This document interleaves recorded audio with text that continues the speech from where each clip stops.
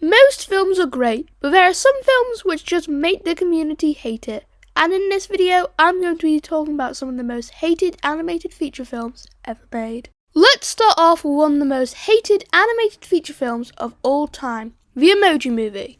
This movie is absolutely hated by the community. But why? Well, it has to do about the film being all about emojis. I mean, most of the people in the film don't even really have emotions because they can only have one.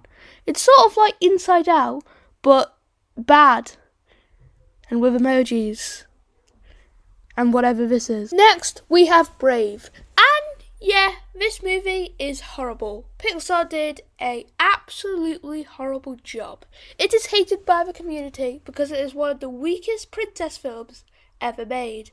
It is so bad that you can't even remember all of it. Like, someone in the comment section explain the plot of Brave. Like, I honestly can't remember what even happens in this film. Next up, we have The Lorax, which I believe is a horrible film, and I'm glad people agree with me. But why is this film so hated?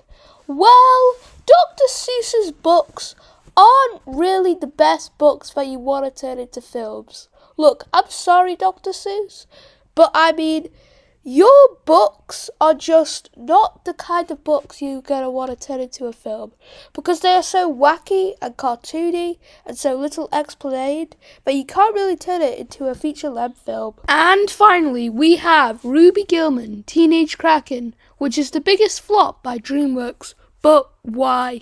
Well, I mean, DreamWorks is basically just copying Pixar. I mean, you cannot tell me this does not remind you of Luca or Turning Red.